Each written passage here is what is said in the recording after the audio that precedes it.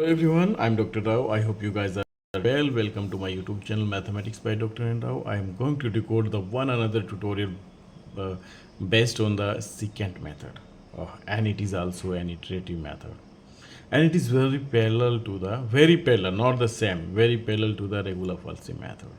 Okay, to perform the work methodology, but different, and it is very fast in comparison to the other methods to find out the roots of your desired accuracy.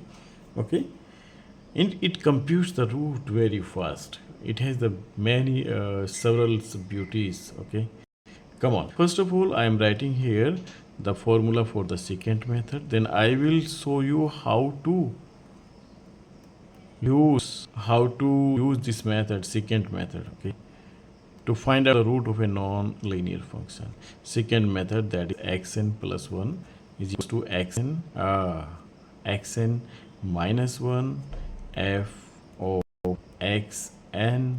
It is also an iterative method, xn and f of xn minus 1 and whole divided by f of xn and then minus f of xn minus 1. Okay, so if we consider xn minus 1 is capital A, right, and xn is capital B, then your formula is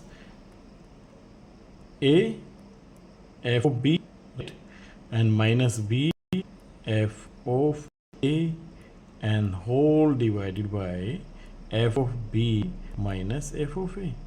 Okay, come on, and it is the now it is completely looking the same as the bisection method. And remember, these two methods are different, look like the same, but these two methods are totally different. Bisection or regular falsy method is the slower method to compute the root. Secant method is the fastest method to compute the root in comparison of the previous discussed method. Okay, come on, how the computation is very simple. Okay, what we do in case of the regular falsy method, always we decide the position of the roots in the new interval. Either the in case of new interval, in the next iteration, either the value of A or value of B will change, and it will be decided by the signs of the function, new sign of the function. Okay, come on, but it is not the case here. We in the second, we just in the next method we will change the value of B as the value of A and the value of X as the value of B. The new value of X will be the value of B. Okay, what does it mean? It means in the table, for example, if the serials number are coming here 1 and A, right, and it is B, and here we will calculate X. Okay, xn plus 1 formula. So in the first iteration, if there is some value of A and there's some value of B and the some value of this X. In the second iteration, the value of this B will be here, will be the value of A, and this calculated value of X will be the value of B. Okay, for example, the answer come as D. So in the third iteration, this value of X will be the value of A, this value of D will be the value of B. Okay, and similarly, for example, you are getting some answer here. In the fourth iteration, this value D value will be the value of A and the C value will be the value of B, and you will get some answer. So this method differs, this procedure differs the regular falsy method here.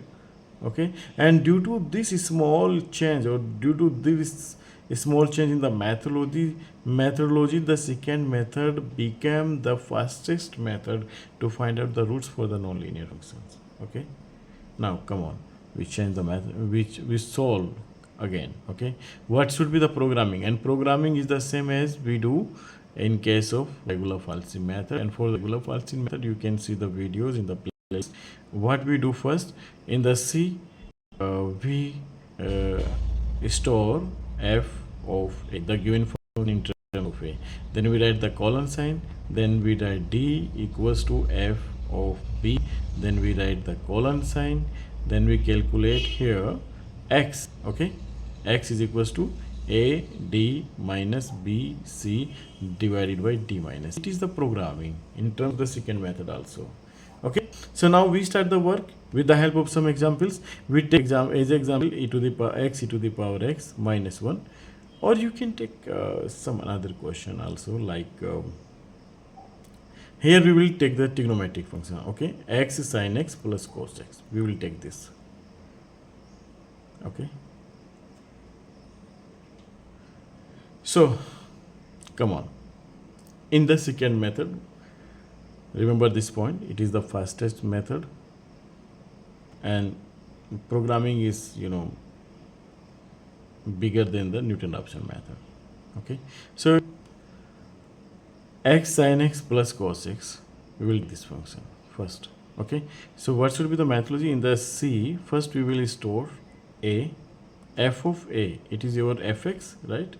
F of a means a sin a, remember this point, and then plus cos a, right? And then we will write the colon sign, then d equals to b f sin b, okay, and then plus cos b, right? Now then write colon sign here, and then you need to compute the x, and x will be computed as a d minus b c, then divided by d minus c. So guys, the work methodology are very simple. Okay, now come on, we start this question with the help of calculator. Now we will learn how to use the calculator to find out the root of a nonlinear function in terms of the calculator very fast. Okay, so the function is very clear to you. Now see the mode of your calculator when you works to find out the root of a trigonometric function here, and the mode in my calculator is r, means in radian, so there is no need to change the mode. Okay, but in some calculators, if it is d, means in the degree mode, so you need to calculate it. How will you calculate? How will you change this mode? Okay, so first we will go with shift and menu sign. Shift first and menu, then you will see these options. Angle unit is at the place of 2, press 2. Now radian is at the 2 number, then press 2. Now your calculator is in radian mode. Okay, now you can write first c is equals to f of a, so c is color of alpha, and then press the equal sign. Now f of a means a sin a plus cos a, okay, sin, then again a, then close the bracket, then plus cos a, right, then close the bracket. It is your c. Okay, now write the colon sign to compute the d. Now d will be as d is equals to b sin b plus cos b. So right here b, then sin b, okay, then plus cos b, then the bracket close, and then write the colon sign here. Okay, then type the x. Okay, x is equals to numerator and denominator symbols, ad, right, shift के साथ sorry, alpha with this symbol you will get ad, right, again d, and then minus b, and then minus, and then c, and then in the denominator d minus c, so it is d minus, and then it is c. Now programming is done in your calculator. Okay, okay, if you press the equal sign, then you will face the syntax error, remember this point. So to go the back on the programming, you need to press the back button here. Okay, now you are on the programming. Okay, now you need to press the calc sign, not the equal sign, otherwise you will face error there. Now it is asking the value of a.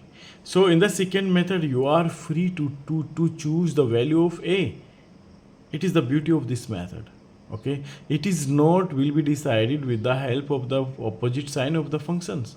So it is for you, and in the initial approximations, the initial values to choose of for a and b, it is not restricted.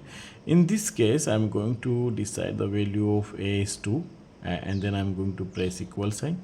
Then now for the value of b, that is 3, then again equal signs.